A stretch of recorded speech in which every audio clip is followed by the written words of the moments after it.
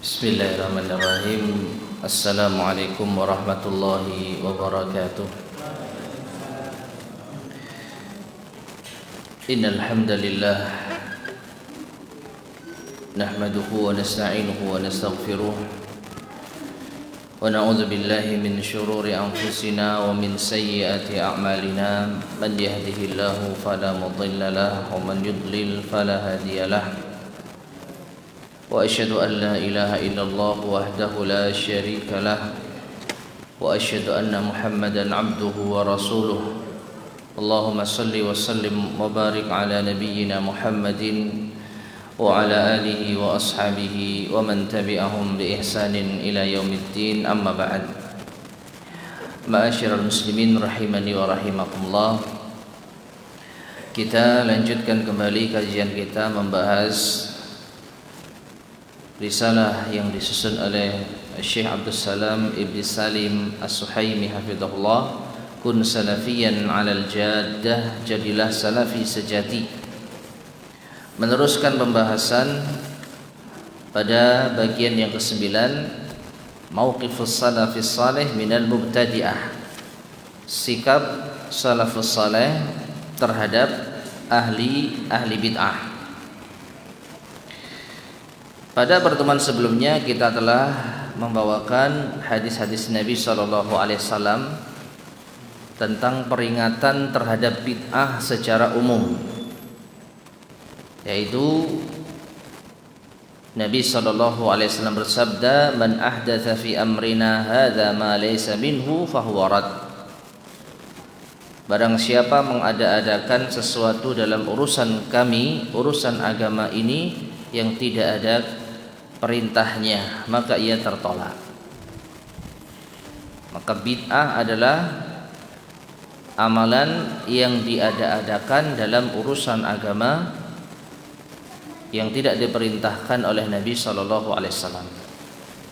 Demikian pula beliau SAW bersabda, "Man 'amila 'amalan laisa 'alaihi amruna fahuwa rad." Barang siapa yang mengamalkan suatu amalan yang tidak ada perintahnya dari kami, maka ia tertolak. Dan juga beberapa hadis Nabi SAW yang lain. Jadi Nabi SAW sendiri memperingatkan umat dari kebid'ahan. Demikian pula para sahabat radhiyallahu taala anhum, ya, yang kemarin telah kita sampaikan. Ada Ibnu Umar, juga ada Umar bin Khattab radhiyallahu anhu, juga ada Imam atau Abu Kilabah, ada Ayyub As-Sakhtiyani, Sufyan Ats-Tsauri, dan para salafus saleh. Mereka telah memperingatkan umat dari kebid'ahan secara umum. Nah, sekarang kita masuk pada pembahasan. Berkata al-muallif hafizahullah, walam yaktafi a'immatus salafi birraddi ala ahlil bid'ah wad dalal. Tidak cukup para imam salafus saleh membantah ahli bid'ah dan orang-orang yang sesat. Bal hadzarun nasa min mujalasatihim wal istima'i ila kalamihim. Bahkan mereka, para imam dari kalangan salafus saleh, juga memperingatkan manusia agar tidak bermajelis dengan mereka dan mendengarkan ucapan-ucapan mereka. Jadi para imam dari kalangan salafus saleh bukan hanya membantah kesesatan, tetapi juga melarang untuk kita mendengar ucapan mereka dan bermajelis dengan mereka. Jadi luar biasa upaya para ulama kita di dalam menjaga umat dari kebid'ahan. Ketika dari awal umat dilarang untuk bermajelis dengan mereka, mendengar ucapan mereka. Dan kalaupun ternyata ucapan mereka tersebar, maka para ulama akan membantah ucapan mereka. Tidak tinggal diam, terhadap kesesatan mereka. Nah, kemudian di sini al-mu'allif hafizahullah akan membawakan beberapa keterangan dari para ulama terkait dengan peringatan ini. Faqad rawa ad-Darimi wa Ibnu Battah 'anil Hasani rahimahullah. Diriwayatkan oleh Imam Ad-Darimi dan Imam Ibnu Battah dari Al-Hasan Al-Basri rahimahullah, annahu kana yaqul, bahwasanya beliau mengatakan, la tujalisu ahlal ahwa wa la tujadiluhum wa la tasma'u minhum. Jangan kalian bermajelis dengan pengikut hawa nafsu, jangan kalian membantah mereka, dan jangan kalian mendengarkan dari mereka. Ini wasiat dari seorang imam dari kalangan salafus saleh, Al-Hasan Al-Basri rahimahullah. Jangan bermajelis berarti jangan kita duduk di majelisnya, jangan hadir di pengajiannya,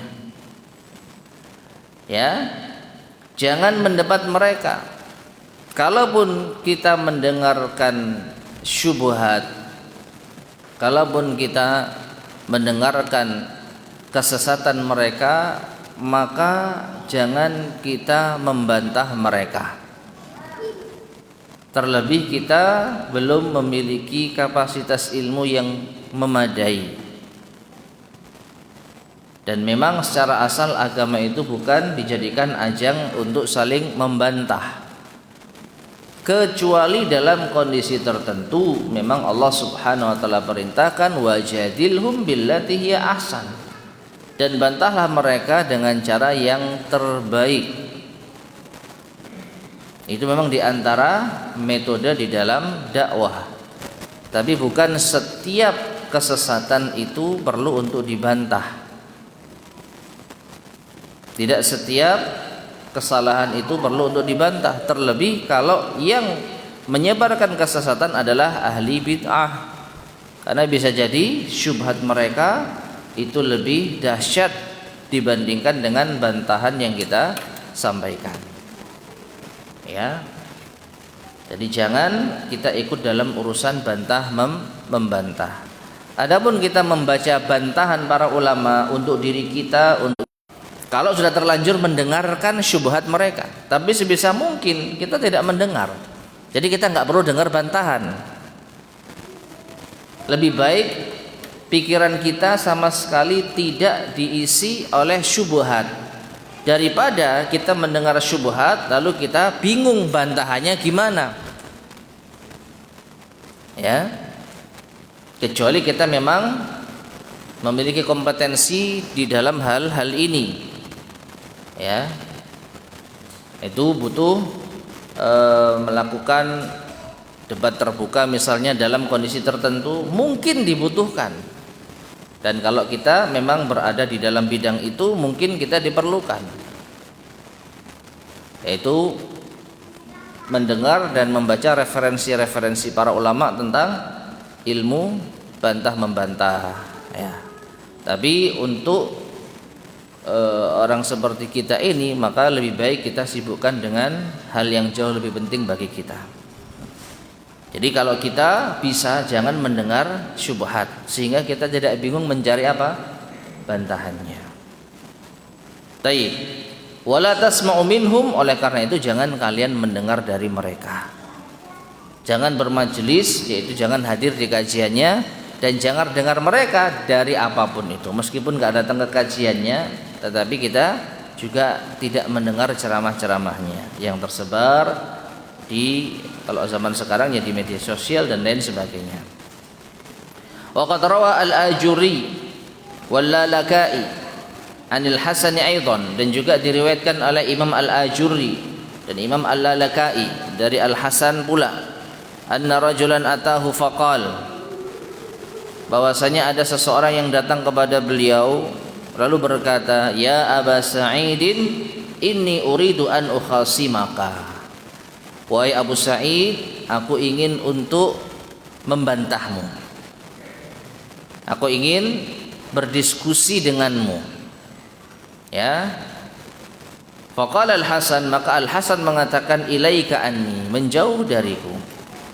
Fa inni araftu dini, karena aku sudah mengenal agamaku. Wa inna ma yukhasimuka asyaqu fi dini.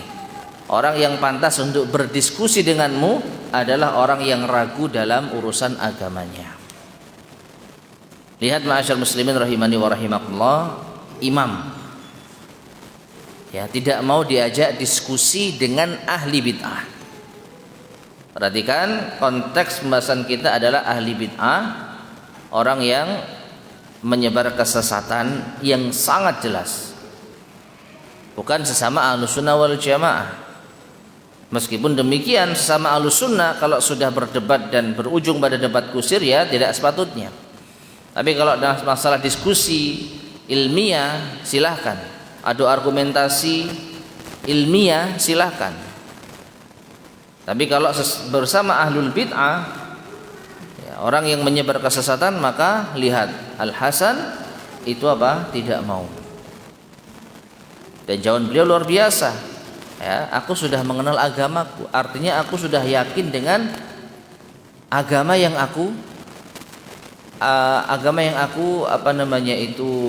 pegang, agama yang aku yakini, akidah yang aku yakini. Orang yang pantas berdiskusi denganmu orang yang ragu terhadap urusan agamanya. Ya, cari orang lain. Ya. Jadi perhatikan, beliau tidak meladeni setiap orang yang mau diskusi.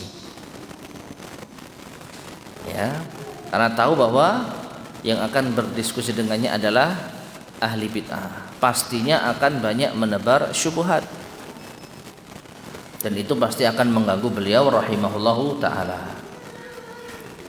Wa an Ismail bin Kharijah, dan dari Ismail bin Kharijah ia berkata, dakhala rajulani min ahli al-ahwa'i ala Muhammad bin Sirin. Ada dua orang dari kalangan ahli bid'ah, pengikut hawa nafsu, mendatangi Muhammad ibn Sirin.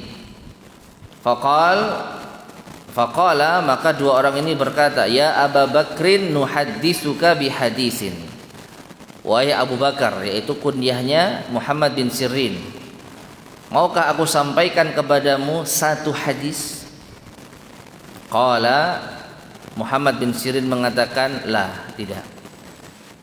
Tidak mau mendengar hadis darinya.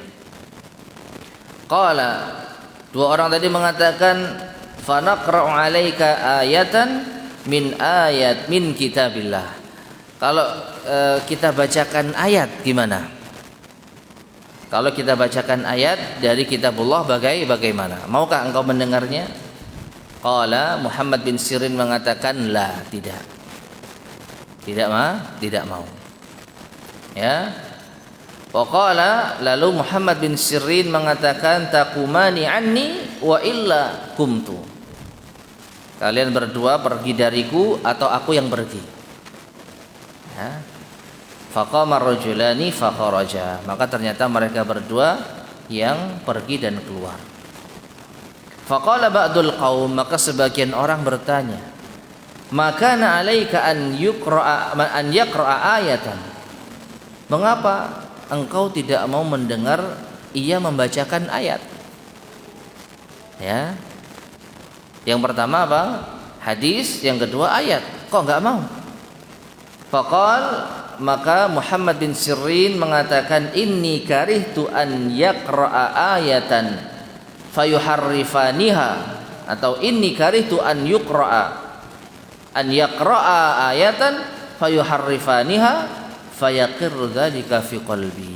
Perhatikan, Muhammad bin Sirin mengatakan, sesungguhnya aku benci, aku tidak suka ketika keduanya membacakan satu ayat lalu mereka simpangkan maknanya.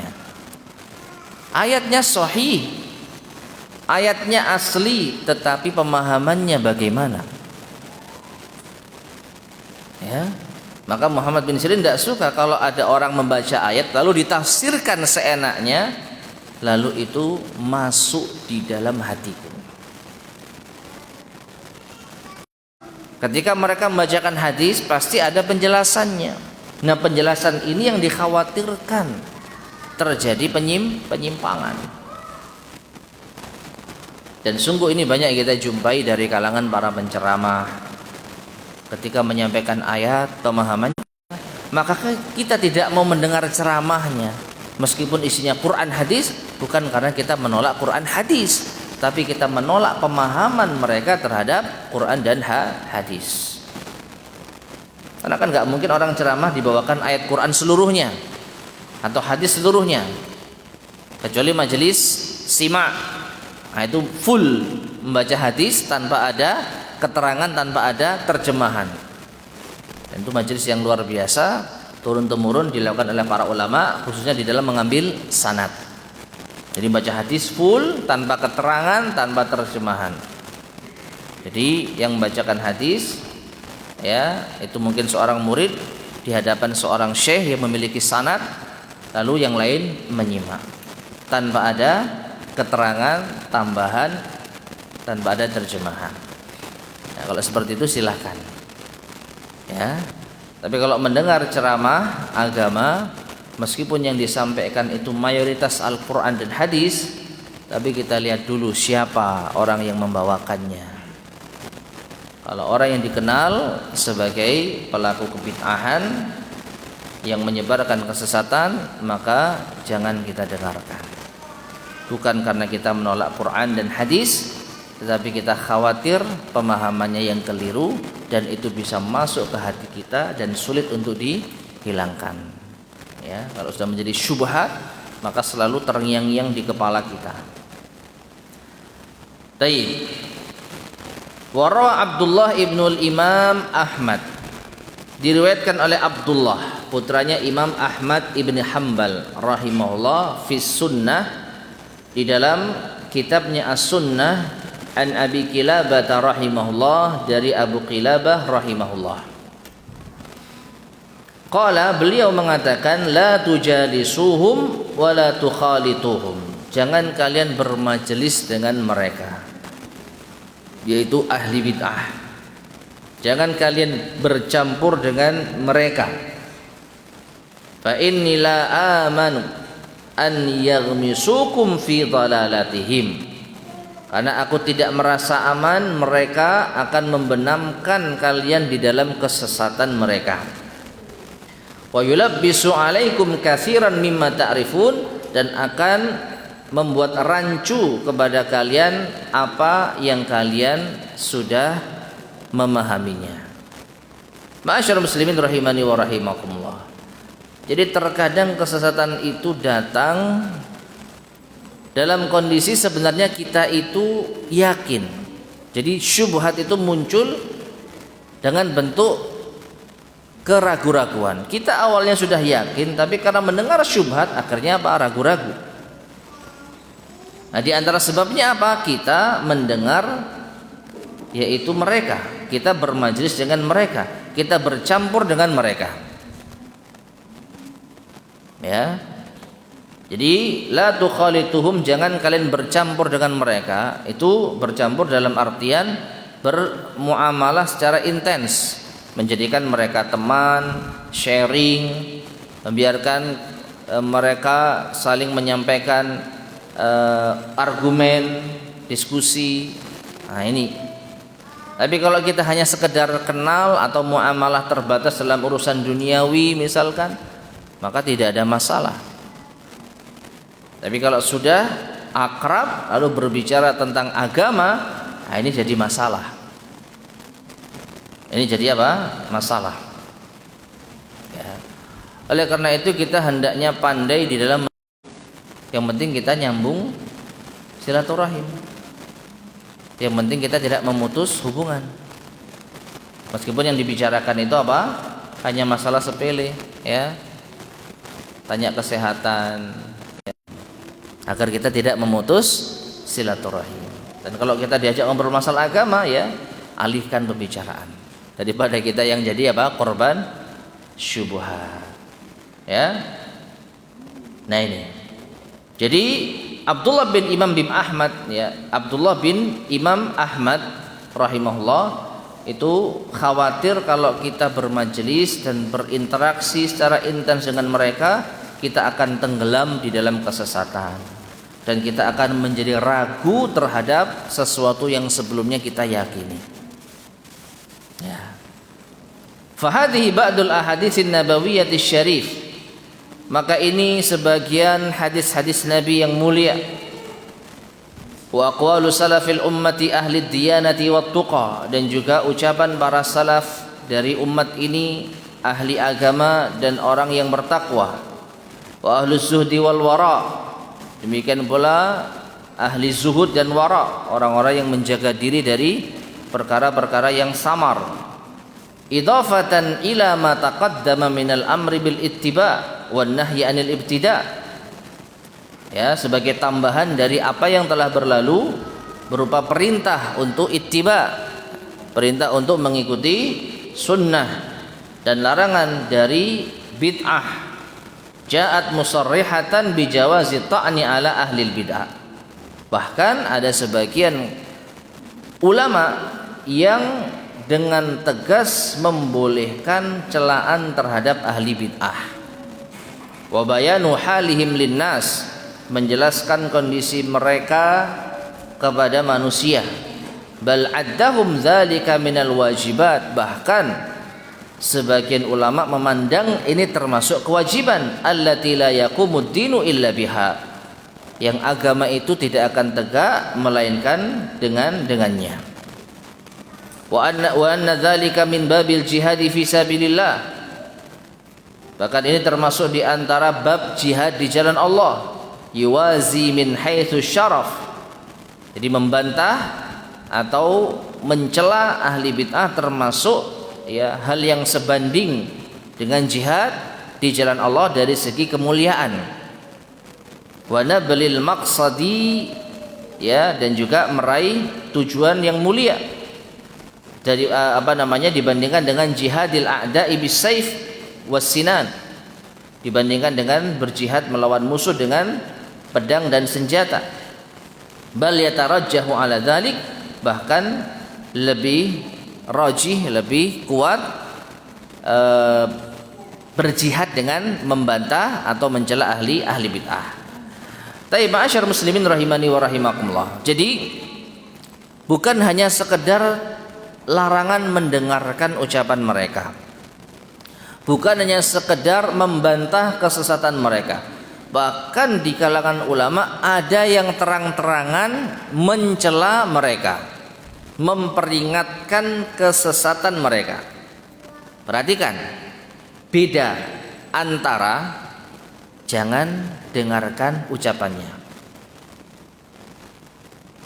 Perhatikan, kalau kita mengatakan jangan dengarkan ucapannya, ini berbeda dengan apa?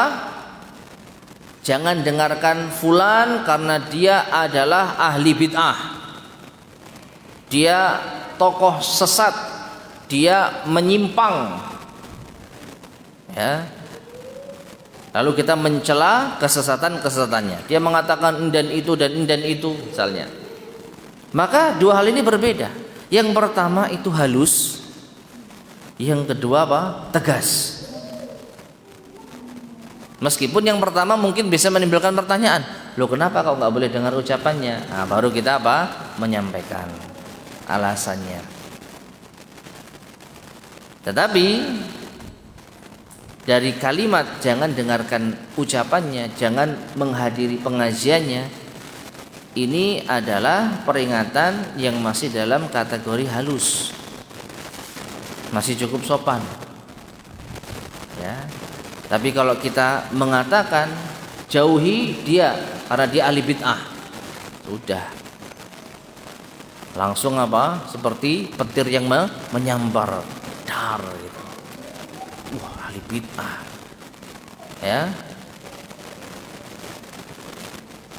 Dia orang yang menyimpang, dia orang yang sesat, maka jangan kamu dengarkan kajiannya. Nah, ini sudah apa? Tegas. Nah, sebagian ulama sampai pada taraf membolehkan hal tersebut, ya. Dan kita akan membaca beberapa penjelasan para ulama dalam hal ini. Dan mereka menganggap hal tersebut termasuk bagian dari jihad. Bahkan dalam kondisi tertentu lebih utama daripada jihad dengan senjata. Mengapa? Karena jihad dengan senjata itu yang dibutuhkan kekuatan fisik, yang diserang itu fisik. Tapi kalau jihad membantah orang-orang yang menyimpang, mencela penyimpangan mereka, maka ini demi menjaga akal, agar akal kita tetap terjaga, tidak terpapar syubhat, agar hati kita tidak goncang. Karena kalau hati sudah goncang, hati sudah sakit, apa kata Nabi SAW? Wa idza fasadat fasadal jasadu kulluh. Kalau hati itu rusak, maka akan rusaklah jasadnya. Jadi syubhat kalau sudah masuk ke dalam hati, ini bisa merusak jasad kita secara otomatis. Ya. Yang awalnya kita sehat walafiat, menjaga pola makan, istirahat, olahraga, plong pikiran kita, meyakini agama dengan mudah, tiba-tiba terpapar syubhat. Ya, terpapar syubhat. Misalkan dalam bab takdir. Dalam bab takdir, di antara syubhat yang ada adalah Allah itu tidak mentakdirkan segala sesuatu. Lalu orang itu berpikir keras, kalau ini bukan karena takdir Allah, lalu kenapa ini bisa terjadi, lalu kenapa ini dan begitu, dipikir-pikir sampai akhirnya gila. Ya, ketika itu sudah meyakini Allah fis sama, Allah ada di atas langit, istawa di atas arsy-Nya. Lalu ada orang yang memaparkan syubhat, Allah itu tidak di mana-mana. Allah tidak di atas, tidak di bawah, tidak di kanan, tidak di kiri, tidak di depan, tidak di belakang, tidak di segala penjuru, tidak di langit, tidak dalam jiwa kita. Allah itu ada tapi tidak ada tempat. Nah, ini kita akan bingung. Ada sebagian orang yang mungkin akan bingung, kalau gitu Allah di mana? Dipikir sampai gila, akhirnya Naudzubillah min dzalik, ya stres. Jadi bahaya. Rahimahullah.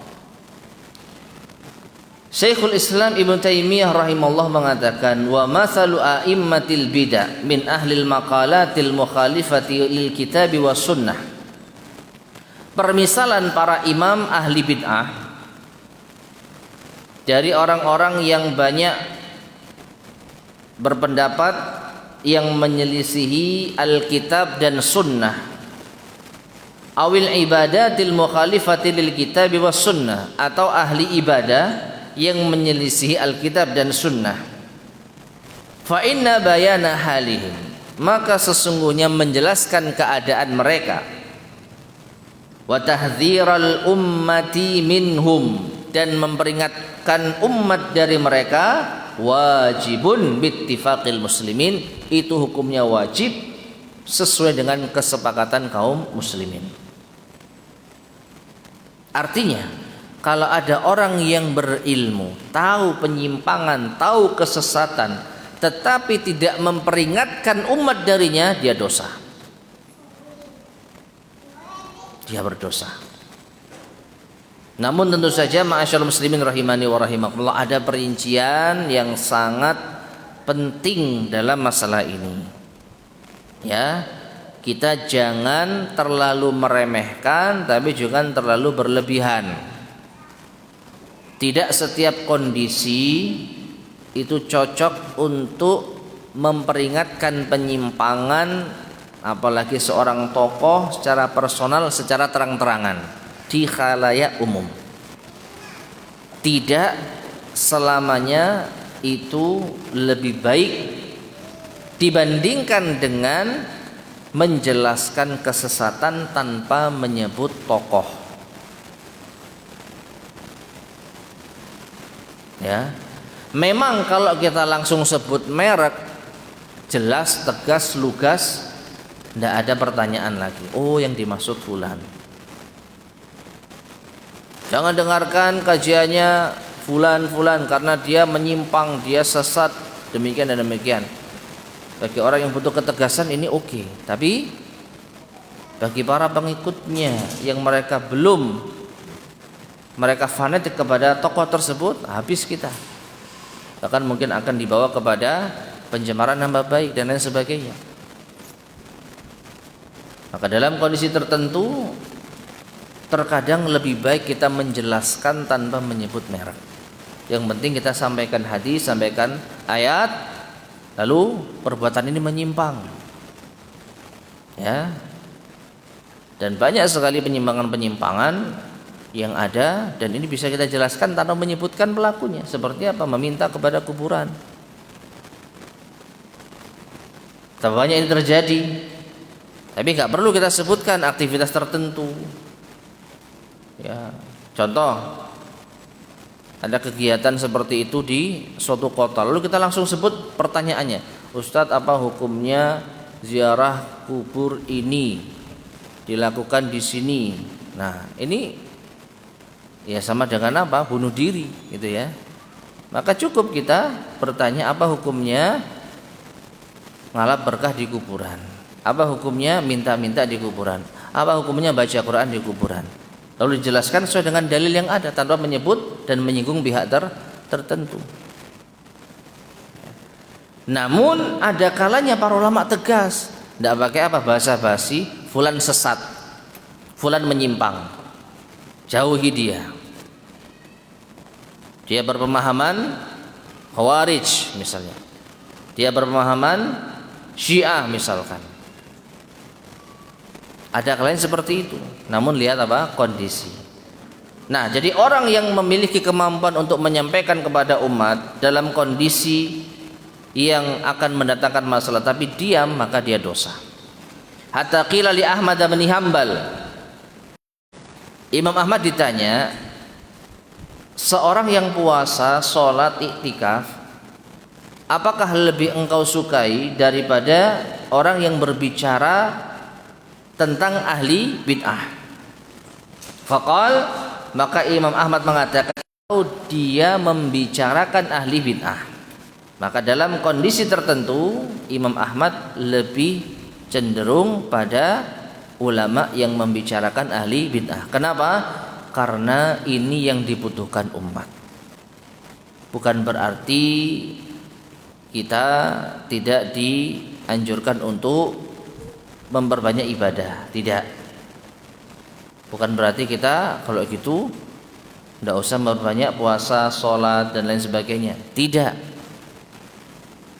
Tapi kalau seandainya dua hal ini tidak mungkin dilakukan bersamaan, ya mungkin nih ya, karena dia harus fokus untuk menyingkap kesesatan, dia mempelajari ya dalil-dalil, dia membuka kitab-kitab, akhirnya apa? Fokusnya tercurahkan ke dalam masalah ini sehingga dia apa? Sholatnya tidak terlalu banyak. Ya, puasanya juga tidak terlalu apa? Banyak. Ya. Karena apa? Fokusnya terarahkan kepada membantah ahli bid'ah dan ini dibutuhkan saat itu. Ya. Maka Imam Ahmad mengatakan membicarakan ahli bid'ah itu lebih aku sukai, lebih afdal daripada seorang ulama fokus dalam ibadah sendiri. Kenapa? Karena manfaatnya hanya didapatkan sendiri.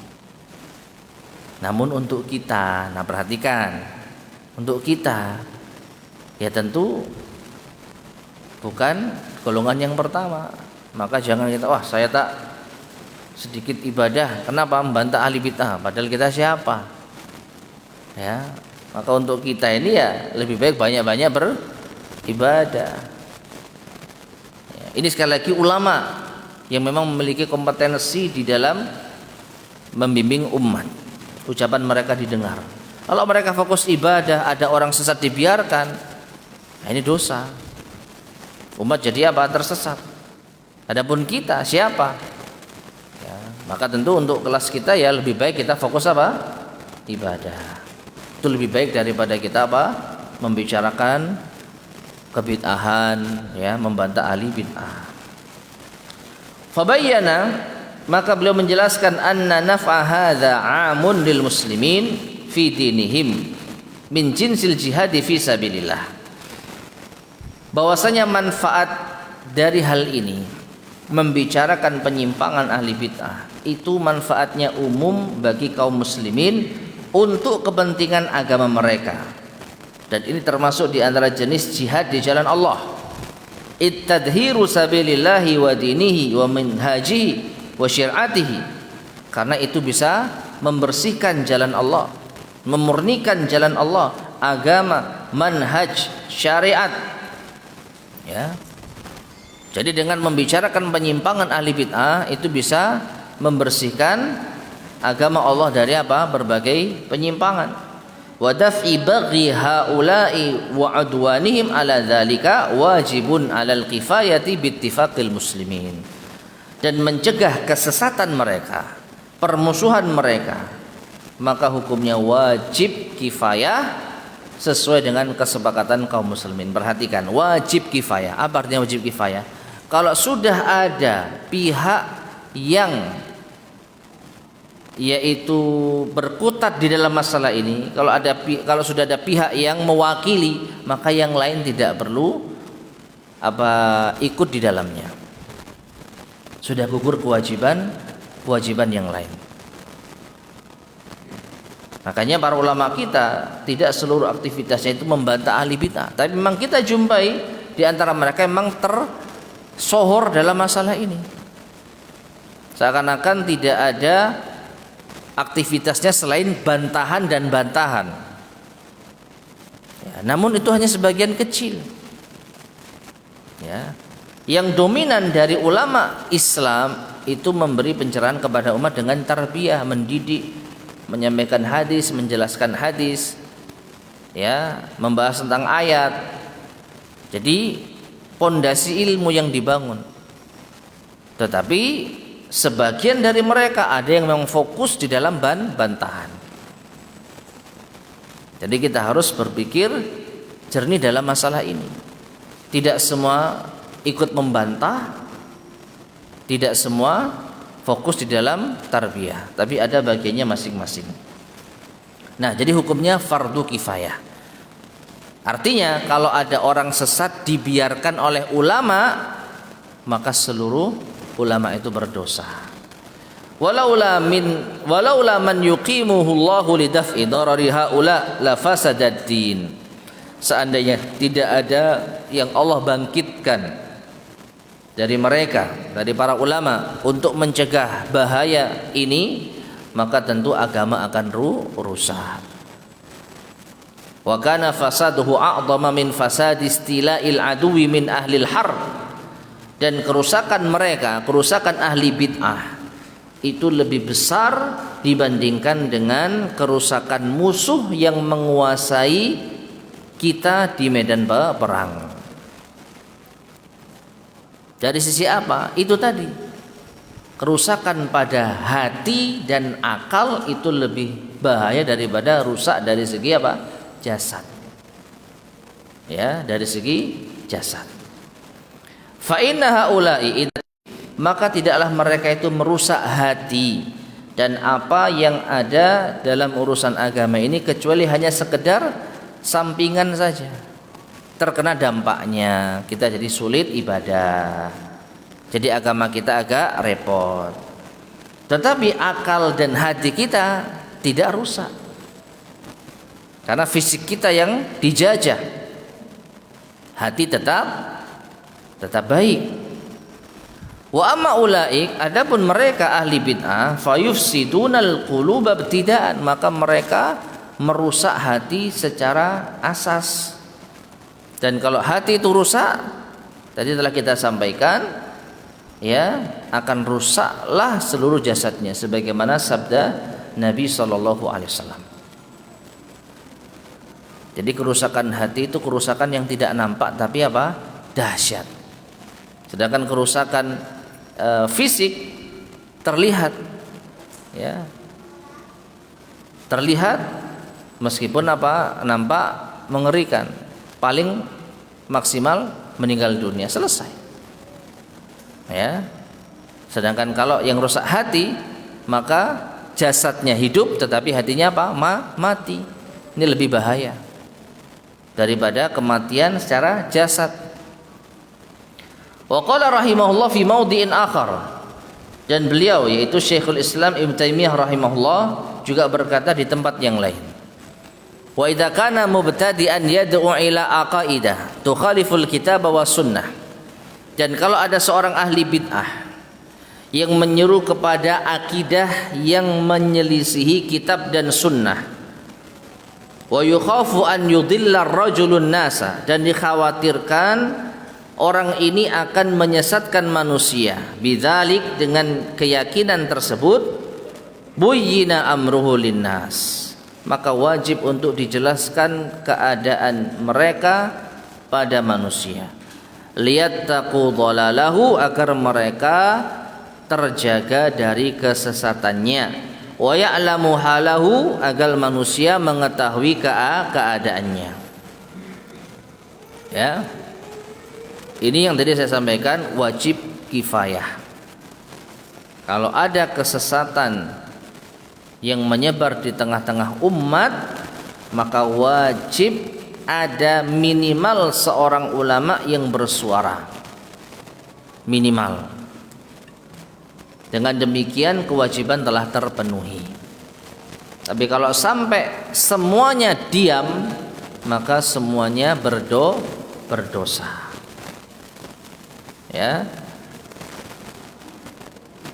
Wa hadza kulluhu yajibu an yakuna ala wajhin nusi. Namun perhatikan, ketika Syekhul Islam Ibnu Taimiyah rahimahullah dengan tegas membahas masalah kewajiban membantah ahli bid'ah, beliau tetap sisipkan pelajaran yang sangat luar biasa dalam masalah niat. Jadi sungguh luar biasa ucapan Syekhul Islam Ibnu Taimiyah ini.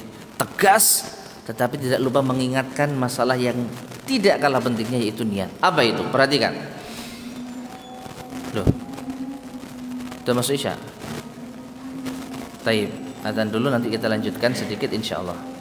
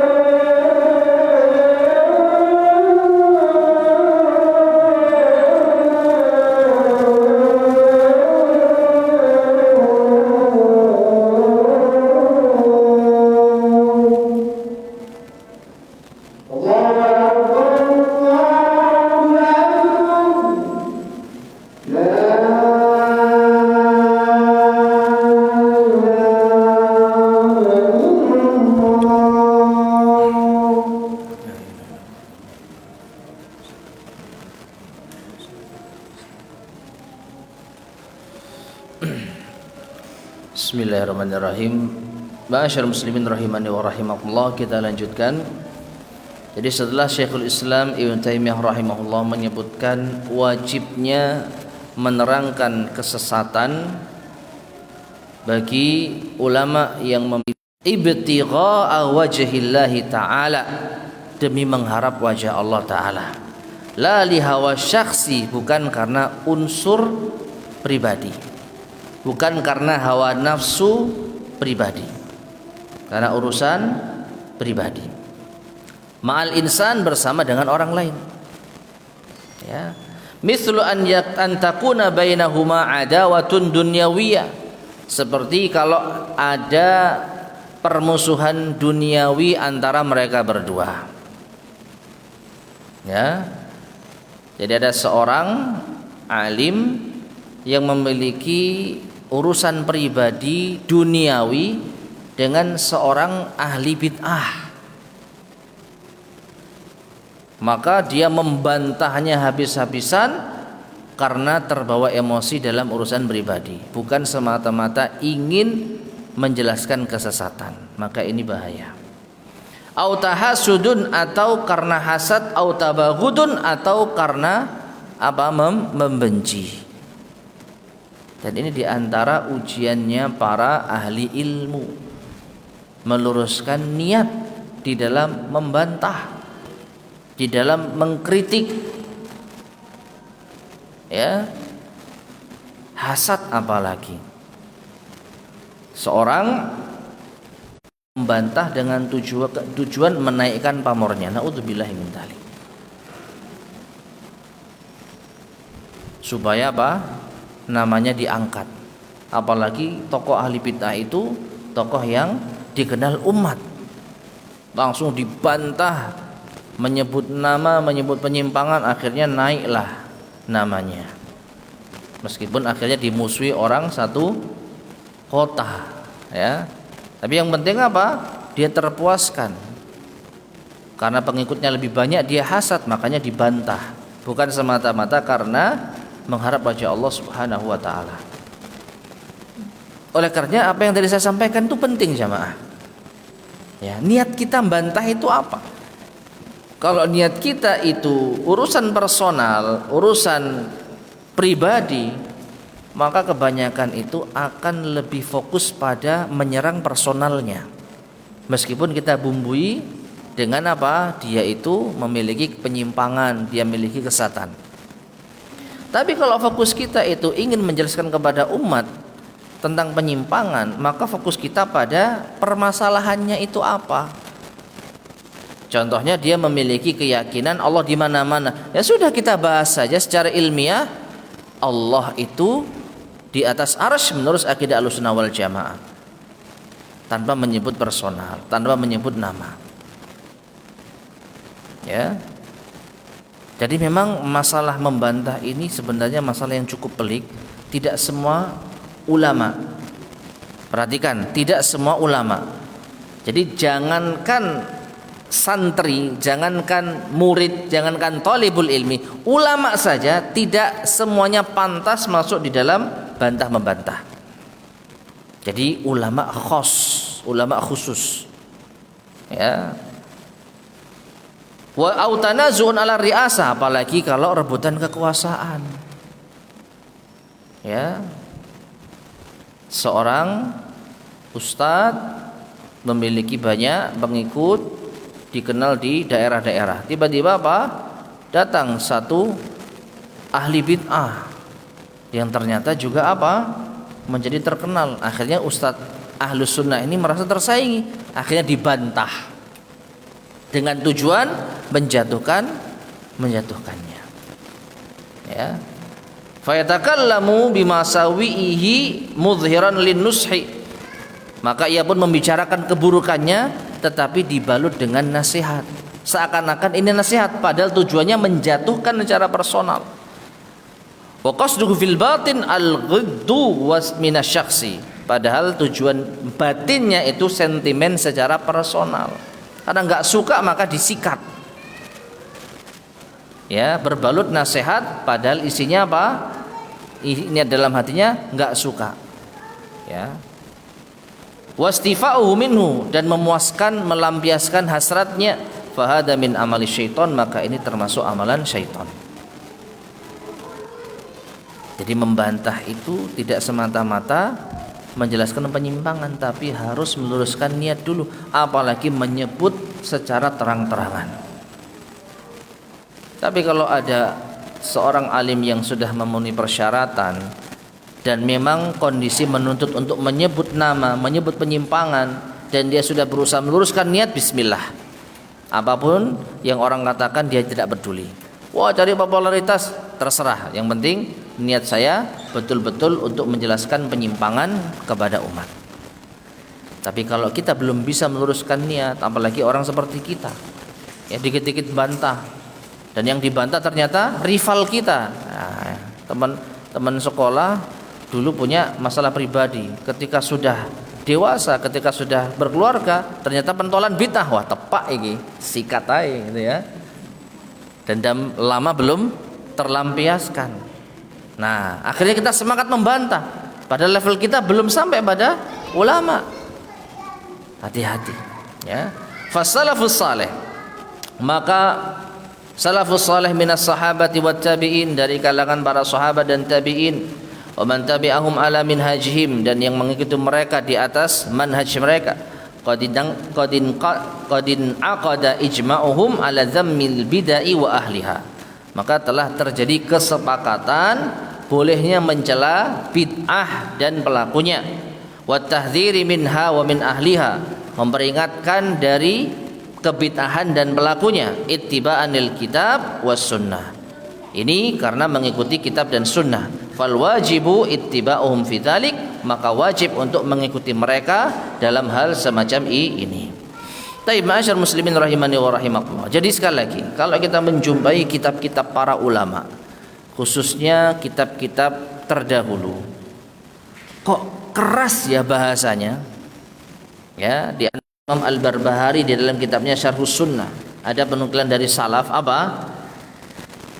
Bertetangga dengan kera dan babi itu lebih disukai daripada bertetangga dengan ahli bid'ah. Pernah dengar enggak ini? Imam Al-Barbahari kalau enggak salah dalam kitabnya Syarhus Sunnah menyampaikan salah satu penjelasan salaf, sungguh aku bertetangga dengan kera dan babi itu lebih aku sukai daripada bertetangga dengan ahli bid'ah. Nah, ini kalau disampaikan ke orang umum, wah ini. Maka kita sebagai penuntut ilmu harus bisa husnudzon. Kenapa kok ulama betul-betul tegas dan keras gaya bahasa mereka demi menyelamatkan umat? Tapi kita jangan coba-coba. Ada tetangga kita ahli bid'ah, lalu kita buat status WA di grup warga pisan. Ya. Tetangga saya ahli bid'ah, Pak Fulan ahli bid'ah, maka saya bertetangga dengan kera dan babi lebih baik daripada bertetangga dengan sampean, Pak. Ya. Nah, enggak seperti itu penerapannya jemaah. Siapa kita? Ya. Oleh karena itu membantah ahli bid'ah sekali lagi termasuk bagian dari agama. Tapi yang masuk di dalamnya tidak sembarang orang. Nah, tujuan utamanya apa? Kita pelajari. Setidaknya kita jangan kaget kalau mendengar sebagian kritikan yang keras dan tegas dari para ulama kita.